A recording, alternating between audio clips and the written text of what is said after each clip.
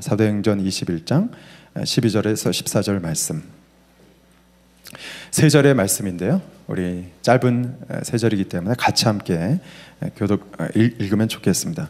사도행전 21장 12절에서 14절 말씀입니다. 같이 읽겠습니다. 시작. 우리는 이 말을 듣고 그곳 사람들과 함께 바울에게 예루살렘에 올라가지 말라고 간곡히 권했습니다. 그러자 바울이 대답했습니다. 왜 여러분은 울면서 내 마음을 아프게 합니까? 나는 주 예수의 이름을 위해 예루살렘에서 붙잡힐 것은 물론 죽을 각오도 돼 있습니다. 바울이 설득당하지 않자 우리는 주의 뜻이 이루어지길 기원합니다 하고는 더 말하지 않았습니다. 아멘. 오늘 목적을 잃지 마십시오라고 하는 제목으로 우리 곽상원 목사님 전해주실 텐데요, 제가 생각하기에는 여러분 바울의 여정이 특별히 네이버빌 우리 성도님들에게는 우리 곽상원 목사님이 그런 분이 아니실까 하는 생각합니다. 첫 번째 그 씨앗을 뿌리셨고 이제 그 열매가 여기에 나타난 것이 아니겠습니까? 또 금요일, 토요일, 오늘까지 혼신의 힘을 다해서 사랑하는 마음으로 말씀 전해주시는데, 여러분 뜨겁게 이 시간 나오실 때 격려의 박수로 축복했으면 좋겠습니다. 찰리 채플린이라고 하는 희곡 배우가 있는데, 그 사람이 했다고 하는 말 중에 인생은 멀리서 보면 희곡이지만 가까이 들여다보면 비극이다, 이런 말이 있습니다. 우리가 이렇게 푸른 잔디밭을 보면 미국에 와서 너무 멋있잖아요. 근데 또 가만히 그 잔디밭에 가까이 가보면요, 다 기러기똥, 구수똥 있고 잡초도 있고 막 그래요. 멀리서 보면 아름답지만 가까이 들여다보면 또 온갖 잡동사니가 있더라고요. 우리가 이렇게 좋은 말씀 해주시고 또 이렇게 언뜻 보니까 다 아름다워 보이고 모든 게 다 이렇게 좋아 보이지만, 그렇다고 해서 문제가 없느냐? 아니잖아요, 그죠? 오늘 이렇게 멀쩡하게 차려입고 오셨지만 속으로는 울고 계신 분도 계시고, 또 한꺼풀 들여다보면 쓴맛, 또 씁쓸한 맛, 그런 인생의 많은 어려운 문제들이 각자에게 다 있는 줄로 압니다. 자, 그렇다면 그 말을 듣고 그래, 다 속는 거야, 들여다보면 다 문제없는 사람이 없어, 인생은 비극이지, 자, 이 생각에 머물러 살 것인가? 저는 또 그 명제를 바꿔서 또 생각해 봤어요. 가까이 들여다보면 인생은 비극이지만 조금 더 멀리서 바라보면 인생은 희극입니다. 아름다운 거예요. 왜 아름다운가요? 그런 많은 문제와 부조화와 어려움들이 그러나 우리의 인생을 아름답게 만들어갈 수 있다는 거예요. 자, 우리 옆에 사람에게 한번 이렇게 인사하겠습니다. 아름답습니다.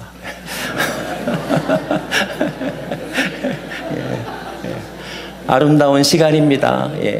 창조주 하나님의 눈으로 이렇게 바라보면, 그리고 너무 자세히 들여다보지 마세요. 기미가 보입니다. 그러니까 이렇게 살짝 이렇게 적당히 두시면서 아름답습니다. 아름답습니다.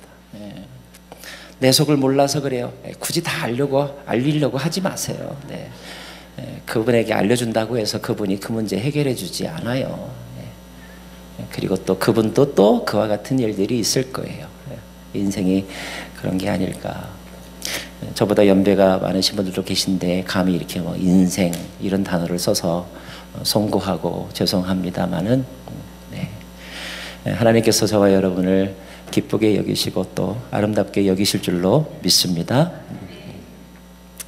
하영조 목사님께서 하셨던 말씀 가운데 제일 이렇게 기억에 남는 표현이 하나가 있는데, 인생은 수동태다, 이런 명제가 있어요. 우리가 주도적인 삶을 소망하고 또 그렇게 주도적으로 살라고 권유하지만, 그러나 인간의 본질을 가만히 보면 인간은 스스로 존재하는 자가 아니고 하나님에 의하여 만들어진 존재. 내가 원해서 태어난 사람이 어디 있습니까?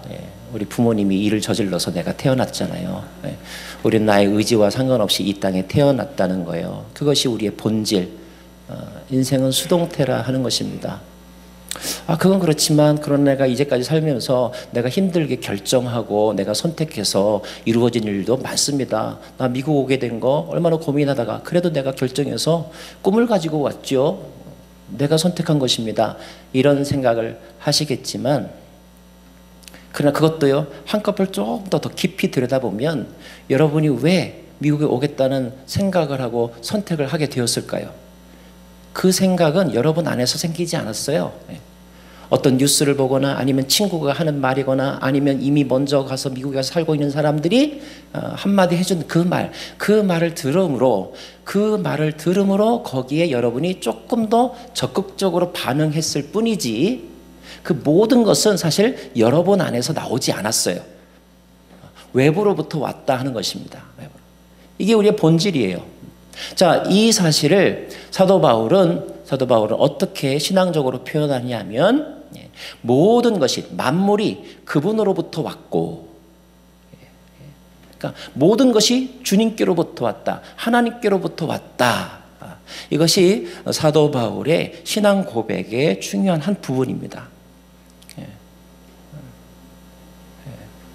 모든 것의 오리지널이 되신 분, 그분으로부터 모든 것이 왔다. 나의 오늘도 그분으로부터 왔다. 나의 건강, 나의 시간, 물론 내가 잘 관리했기 때문에 내가 이 나이 때 그래도 내가 엿기를 몇 번 할 수 있고 내가 달리기를 몇 초에 달릴 수 있다 자랑하지만, 그러나 본질적으로 들어가면 모든 것은 하나님께로부터 왔다. 하나님께로부터 왔다. 우리의 태어남도 하나님께로부터 말미암은 것이요, 우리가 이 땅에 사는 것도 하나님께로부터 말미암은 것이요, 우리가 죽는 것도 내가 정할 수 없다. 하나님께서 정하신 것이다. 이것이 인생의 본질이다. 이것 잊어버리지 말아라. 잊어버리지 말아라. 왜 잊어버리지 말아야 하느냐 하면, 가장 중요한 본질을 잃어버리게 될 때 인생의 질서가 디스오더, 흐트러지게 되고, 우리는 옳지 않은 삶을 살면서 스스로 고난을 자초하면서 살더라는 것입니다. 구원론에 대해서도 사도 바울은 이렇게 말합니다. 구원의 방법을 누가 정하시느냐? 그것은 하나님이 정하시는 것이다. 하나님에게는 많은 수가 있다. 많은 수가 있다. 예수님을 통하여 구원의 방법을 정하실 수도 있고, 또는 율법을 통하여 구원의 방법을 정하실 수도 있고, 아니면 또 다른 새로운 방법으로 구원의 방법을 정하실 수도 있다. 중요한 것은 구원의 방법, 구원의 길을 정하시는 것도 하나님이시다.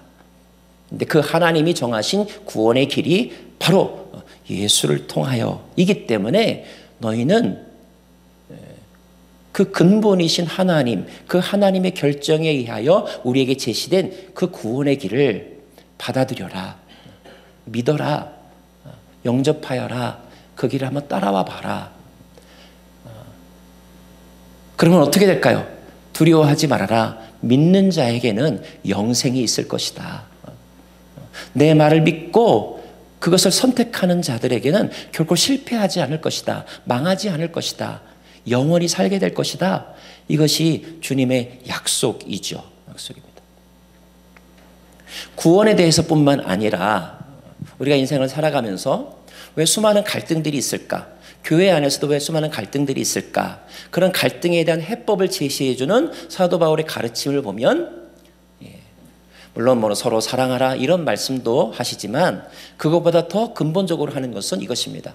모든 것이 하나님께로부터 왔다. 네 거 아니다. 네가 한 거 아니다. 사람이 자기가 중요하다는 것을 인식할 때, 그걸 우리가 자존감이라고 말하죠. 근데 그 자존감이 적정선을 뛰어넘어서 나만 중요하다고 생각할 때 그것을 이기주의라고 말하죠. 교만함이라고 말하죠. 내가 중요하지만 내가 중요한 만큼 저 사람도 중요하다라는 것을 인정하지 않고 나만 중요하다는 생각에 빠지게 될 때 그는 자기 자신을 내세우게 되고 다른 경쟁자 또는 동료를 배척하게 되고 깔아뭉개려고 하고 그들보다 자기가 더 중요하다는 것을 내세우게 될 때 결국 분쟁이 일어나는 것이다. 왜냐하면 똑같은 생각을 그 사람도 하고 있거든요. 너만 잘났냐? 나도 잘났지. 똑같은 생각을 하고 있기 때문에 그래서 싸움이 생기는 것이다. 그래서 봉사하며 싸우는 것이다. 그래서 교회 다니면서 상처받는 것이다. 너희들이 변화되어야 될 근본적인 생각 가운데 하나는 너의 것은 아무것도 없다. 만물이 그분으로부터 말미암았고 그분 안에 있고 또 모든 만물이 그분께로 돌아가는 것이다. 공술의 공수거다. 너의 인생을 소중히 여기되 네 인생을 네 것이라고 생각하지 말아라. 사역을 네 것이라고 생각하지 말아라. 교회를 네 거라고 생각하지 말아라. 교회의 원작자는 예수님이시다. 예수님한테 로열티 내라. 왜 로열티도 안 내고 네 거라고 착각하면서 사냐. 인생도 그러하다. 자녀도 마찬가지다. 자녀가 네 것이냐? 네 거 아니라는 거 이미 경험하지 않았느냐? 사춘기 때 이미 겪어보지 않았느냐? 자녀 결혼 결정할 때 이미 내 뜻대로 되지 않는다는 거 알지 않느냐? 아직도 그 착각 속에서 빠져나오고 있지 못하고 있느냐?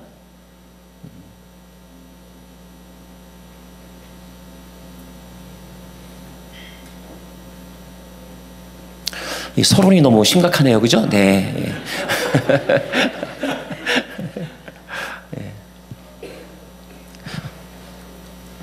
어제 우리가 2차 전도 여행까지 했는데요. 오늘만 참석하신 분들은 조금 생소하겠지만 잠깐 지도를 보시면 2차 전도 여행입니다. 바울이 우리 성경에 1차, 2차, 3차 전도 여행했다고 하는데 1차, 2차, 3차뿐만이 아니라 안디옥의 파송을 받기 전에도 복음 전하고 또 3차 전도 여행을 끝나고 난 다음에도 복음을 전했죠.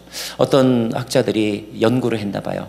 바울이 전도 여행한 기간이 얼마인가, 전도 여행한 거리가 얼마인가 했더니 어떤 분이 그렇게 소개했어요. 뉴욕과 서울을 왕복한 거리다. 뉴욕과 서울을 왕복하면 약 한 14,000마일 정도 되는 것 같아요. 14,000마일을 걸어가면 얼마나 걸릴까요, 여러분? 제가 노스에서 살 때 오늘 갑자기 약간 센티멘탈한 기분이 나가지고 오늘 한번 좀 이렇게 걸어서 가볼까? 그 차를 놓고 이제 한번 교회까지 걸어가 보려고 나섰어요. 집에서 교회까지 그때 7분인가 8분 정도 걸렸거든요. 그런데 진짜 가도 끝이 없는 거예요. 2시간 걸렸어요. 2시간. 중간에 얼마나 후회를 했나 몰라요. 그런데 이거 뭐 차를 부를 수도 없고 되돌아갈 수도 없고 결국 그냥 2시간을 걸어갔는데 그때 깨달은 것은 차로 8분 거리가 걸어가니까 2시간이 걸리네. 14,000마일을 걸어간다 치면 참 쉽지 않은 그런 여정이었으리라고 생각합니다. 그 과정 가운데 단지 시간의 또는 어떤 거리의 그런 어떤 산술적인 그런 숫자보다 그 과정 가운데 수많은 일들이 일어났을 거예요. 좋은 일도 있었겠지만 슬픈 일도 있었겠죠. 그만두고 싶었던 때도 많았을 것입니다. 그런데 그럴 때마다 좋은 일, 영광과 열매의 순간이 있을 때마다 정반대로 어려움과 포기하고 싶은 생각이 들 때마다 바울의 마음 가운데 잊을 수 없는, 그리고 그가 부정하지 않았던 중요한 진리 가운데 하나는 모든 것이 누구로부터 왔다고요? 하나님으로부터 왔다. 모든 것이 하나님께로부터 왔다. 하나님이 맡기셨고 하나님이 경영하시고 하나님이 책임져 주실 것이다. 이 믿음 가지고 살았던 사람이 사도 바울인 것 같습니다. 그런 신앙을 우리도 본받을 수 있게 되기를 바랍니다. 2차 전도 여행에서 중요한 것 포인트를 몇 개 찝는다면 드로아라고 하는 것도 중요하고요. 그 다음에 고린도라고 하는 것도 중요합니다. 여러분, 사도 바울이 전도 여행하면서 그래도 비교적 오래 머물면서 복음을 전했던 곳이 있어요.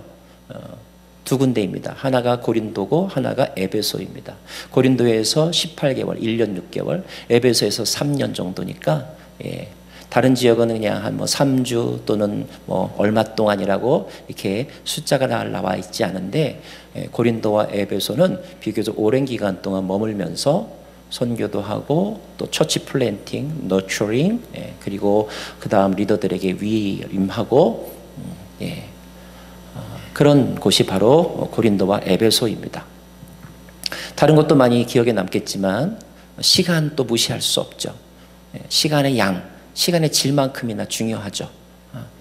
자, 그래서 바울에게 있어서는 제일 기억에 남는 곳을 꼽으라고 한다면 고린도 꼽지 않을 수가 없고 에베소를 꼽지 않을 수가 없었던 것입니다. 하지만 그 고린도와 에베소, 특별히 고린도는 바울에게 많은 어려움이 있었던, 사역에 어려움이 있었던 곳이기도 했어요. 어제 설명을 드렸던 것 같습니다. 자, 3차 전도여행 때 196페이지 3차 전도여행 때는 바울이 에베소에서 이제 본격적으로 사역을 합니다. 에베소. 근데 그 에베소에서 바다 건너편 저 멀리 마치 대마도가 보이는 것처럼 보이는 저쪽의 도시가 바로 고린도고, 바울은 늘 고린도에 마음이 가 있었어요. 저도 이렇게 몸은 여러분에게 떠나 있었지만 제 마음은 네이퍼빌 어찌 잊을 수 있겠습니까? 다만 제가 불필요한 어떤 오해나 또는 그런 문제가 되고 싶지 않아서 그냥 모르는 척하고 잊은 척하고 왕래하지 않았을 뿐이지, 제 마음 한구석에는 항상 네이퍼빌 또 우리 다운타운 캠퍼스 제 뼛속 깊이 이렇게 있죠. 근데 에베소에서 사역할 때 고린도에 대한 소식을 듣는데 안타깝게도 여러분들처럼 네이퍼빌 온누리교회가 잘 이렇게 성장하고 하나님의 기쁨이 되고 있습니다라고 하는 소식이 들린 게 아니라 너무 많은 문제 속에서 깨어지기 일보 직전이다, 또 서로 싸운다, 그런 소식이 이렇게 배드 뉴스가 막 들렸던 거예요. 그래서 바울이 굉장히 안타까운 마음을 가지고 썼던 편지가 이제 고린도 전서입니다. 고린도 전서. 왜 고린도 교회는 그렇게 많은 문제가 있었을까? 기분 좋게 개척하면서 시작했는데 왜 그랬을까?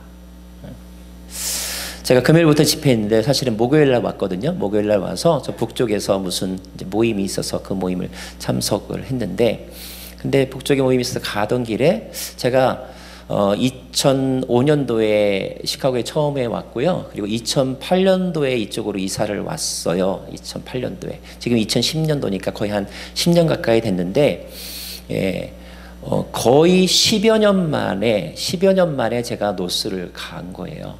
근데 가던 김에 제가 무슨 생각이 부쩍 들었냐면, 제가 처음에 저희 가문에서 미국 생활이 처음입니다. 가문의 영광이에요. 처음 와가지고 살던 그 집을 한번 가보고 싶은 마음이 불현듯 들었어요. 그래서 거길 가봐야지. 그런데 너무 시간이 오래 지났는지 길 이름도 생각이 안 나고 집 주소도 생각이 안 나고 그냥 아무것도 생각이 안 나는데 그냥 한번 가는 김에 가보자. 이런 마음으로 그냥 이제 운전해서 가는데 제가 신기한 걸 경험했어요. 지식적으로는 하나도 번지수나 길 이름도 생각이 안 나는데 몸이 기억을 하더라고요. 몸이 기억을 해가지고 찾아갔는데 세상에 헤매지도 않고 단번에 그 집을 찾아갔어요. 좀 이제 천천히 갔지만 단번에 그 집을 찾아갔어요. 그래서 제가 살던 집을 보면서 다시 한번 감에 젖었는데, 그때 제가 세상에 의식은 잊어버리지만 무의식은 살아있구나. 몸이 기억을 하는구나. 근데 여러분, 이것을, 이 좋은 일을 그렇게 무의식이 기억하면 얼마나 좋겠어요. 그런데 우리의 습관 가운데, 예전에 했던 어떤 일 가운데, 예전에 사랑했던 것 가운데 이제 의식은 잃어버렸지만 아직도 몸이 기억하고 있는, 우리의 무의식이 기억하고 있는 우리의 옛 습관이 있단 말이에요. 그게 안타깝게도 죄라고 하는데 문제가 있는 거예요. 죄. 그래서 고린도 교회에 나왔던 성도들이 예수를 믿고 아마 신앙 고백했겠죠. 영접기도 했을지도 몰라요. 그래서 예수 그리스도를 믿는 사람으로, 그리스도인으로, 고린도 교회 성도라고 하는 새로운 명찰을 달고 의식적으로 신앙생활을 하지만, 그러나 그들의 절대 다수를 차지하고 있는 무의식의 세계 가운데는 뭐가 남아있어요? 그들의 몸이 기억하고 있는 옛 습관이 있었단 말이에요. 자랑하던 옛 습관, 술 먹던 옛 습관, 방탕하고 그리고 세속적으로 살던 옛 습관은 여전히 남아있는 거예요. 그래서 예배는 의식으로 드리지만 무의식은, 몸은 뭘 기억하는 거예요? 몸은 왠지 찌뿌둥한 거예요. 몸은 졸린 거예요. 몸은 딴 데가 있는 거죠. 그래서 고린도 교회가 교회라고 하는 명찰을 붙였음에도 불구하고 많은 문제들을 겪었던 것입니다. 그러니 그것까지 바뀌려면 시간이 걸리는 거겠죠. 걸려요. 근데 참 감사한 것은 하나님은 그 무의식의 세계까지 다 변해야 구원받았다라고 말씀하지 않으시고, 우리가 하나님을 향하여 우리의 방향을 바꾸어 그분에게 첫 발을 내디디는 그 영적인 선택만으로도 우리에게 뭐라고 말씀하시냐면, 아이고 구원받았네, 이렇게 말씀해 주시니 얼마나 그게 감사한 일입니까? 감사한 일입니까? 우리가 아이들 키울 때 막 뭐 똥오줌 싸고 막 밥 흘리고 하던 애가 어느 날 밥그릇 깨끗하게만 비워도 뭐라고 말해요? 아이고 다 컸네, 장가 가도 되겠네, 이런 허무맹랑한 이야기를 하잖아요. 근데 사실 그건 뭐예요? 믿음 안에서 그를 축복하는, 믿음으로 그를 받아들인다고 하는 사랑이죠. 우리가 구원받았다라고 하는 말은 사실 그런 뜻이에요. 우리는 여전히 미성숙하고 우리의 몸은 옛날 거를 기억하고 있지만, 하나님은 그 완전함을 지금 요구하시는 것이 아니라 우리의 삶의 방향을 그분을 향하여 턴한 것, 그것만으로도 우리를 기뻐하시면서 그 믿음 안에서 믿음으로 우리를 바라보시고 구원받았다라고 말씀하고 계신 것입니다. 그러므로 하나님이 구원받았다고 말씀하신 것을 여러분 스스로 너무 의심하지 마세요. 그래, 나는 구원받았지. 남은 숙제가 있다면 이 구원을 완성해야지. 이 믿음의 행진을 계속하여 감으로 이 하나님의 구원의 장성한 분량에 이르러 구원을 완성하는 그 날이 올 때까지 내가 흔들리지 않으리, 방향을 바꾸지 않으리, 목표를 잃어버리지 않으리, 이것이 우리가 가져야 될 자세인 줄로 믿습니다. 자, 그래서 고린도서를 쓰죠. 고린도 쓰고 뭐 그들 안에 있었던 여러 가지 분열의 문제, 또 성령의 은사를 가지고 다투는 문제, 또 리더십의 어떤 갈등의 문제, 또 제사 음식에 관한 문제, 부활에 관한 문제, 이런 문제들에 대하여서 목회적 어떤 그 권면들을 쭉 하는 것이 고린도 전서입니다. 가장 중요한 단어를 하나 꼽으라면 첫 번째는 모든 것이 하나님께로부터 왔다라고 하는 가르침이고요. 또 하나는 서로 화목하라, 사랑하라 라고 하는 교훈이죠. 그래서 우리가 잘 아는 사랑장이 고린도전서 13장에 나오는 것입니다. 사랑은 허다한 죄를 덮는다고 했고, 사랑은 오래 참는 것이라고 했고, 어떤 때는 믿음이나 소망보다 더 중요한 것이 사랑이라고 하면서, 사랑은 율법을 완성하는 것이라고 하면서 서로 사랑하라. 자, 모든 것이 내 거가 아니다, 나는 아무것도 아니었다, 이런 마음에서 비롯되어 서로 사랑하는 마음으로 서로를 대한다면 아마 그런 싸움, 그런 소소한 싸움들 결코 일어나지 않을 거예요. 나를 주장하지 아니하고 상대를 존귀 여기는 마음을 가지고 우리가 함께 더불어 교회 공동체 생활 하실 수 있기를 바랍니다. 자, 고린도전서를 썼던 바울은 장소를 옮겨서 드로아로 가고 그 다음에 마게도니아라고 하는 지방으로 가게 되는데요. 그 마게도니아 지방에서 이제 고린도 교회에 대한 또 다른 소식을 듣습니다. 그 소식은 뭐냐면 고린도 교회의 문제가 다 해결이 되었다는 거예요. 이렇게 목회자가 편지를 보내거나 또는 설교했을 때 다 알아듣고 자기 생각을 바꾸고, 그렇죠? 행동을 바꾸면 얼마나 좋겠어요. 아마 이중재 목사님도 그러면 너무너무 행복하실 것 같아요. 설교한 대로 살아가고 또 권면한 대로 여러분이 이렇게 들어주시고 노력해 주신다면 얼마나 그 결과가 아름답겠습니까? 자, 고린도 후서는 그런 소식을 듣고 교회가 깨어지지 않아서 다행이구나, 아이고 떠났던 그 성도가 돌아온다고 하는구나, 비전위원회가 이렇게 안정이 됐다는구나, 그런 안도감으로 쓴 편지가 고린도 후서예요. 고린도 전서는 안타까운 마음으로 쓴 거고 고린도 후서는 안도감으로 쓴 편지입니다. 그런 안도감이 생기다 보니까 바울이 평소 같지 않게 무슨 얘기를 하냐면, 이제 와서 내가 하는 말인데 너 그거 알아? 뭐요?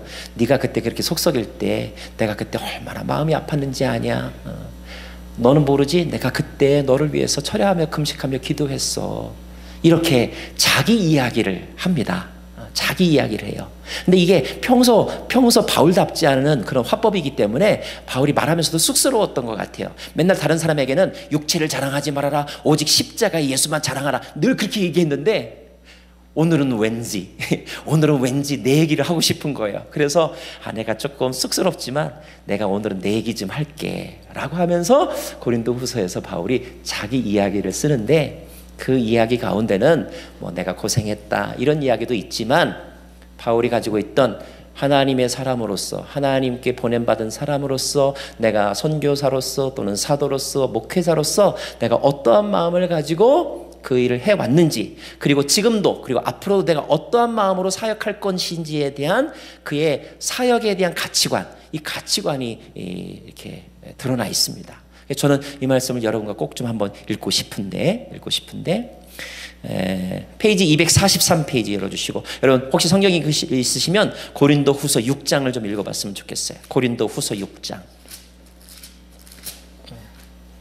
고린도후서 6장입니다.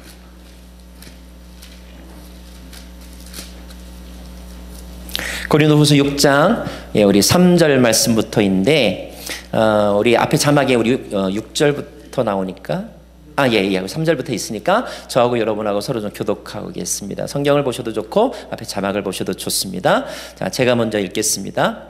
여기서 우리는 바울 자신을 말하기도 하고, 또 소위 하나님의 일을 한다고 하는, 교회의 봉사를 한다고 하는 그런 사람들을 일컫는 대명사라고 이해하시면 됩니다. 자, 우리는 무슨 일이든 아무에게도 거리낌이 되지 않으려고 합니다. 이 거리낀다는 말은 스칸달리온이란 말인데, 이 단어에서 스캔들이라는 단어가 나왔어요. 그러니까 내가 누군가에게 걸림돌이 되지 않기를 원한다, 이런 말입니다. 자, 이는 우리의 섬기는 일이 비난을 받지 않게 하려는 것입니다. 자, 4절 읽겠습니다. 시작.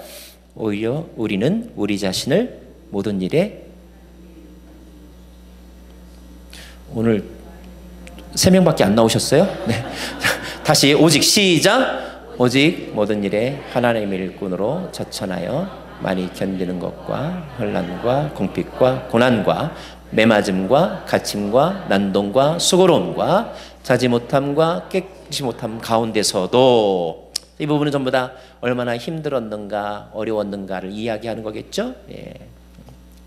6.25를 겪은 세대가 요즘 젊은 세대에게 그때 우리가 얼마나 힘들었는지 아냐, 그때 내가 민주화 운동하느라고 얼마나 고생했는지 아냐, 이런 이야기를 하듯이 다 체험에서 나오는 눈물 없이는 들을 수 없는 국제시장 스크립트입니다.